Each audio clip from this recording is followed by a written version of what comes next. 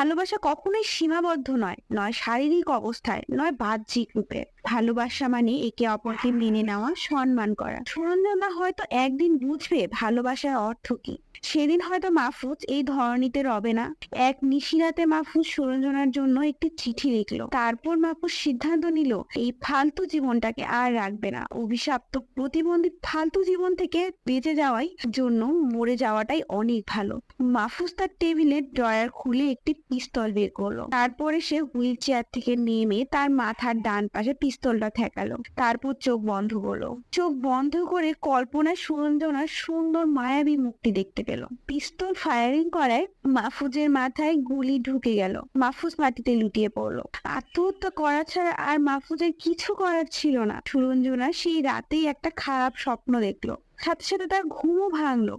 সুরঞ্জনা তার পা নাড়াতে পারছে না। সাথে সাথে তার বয়ফ্রেন্ডকে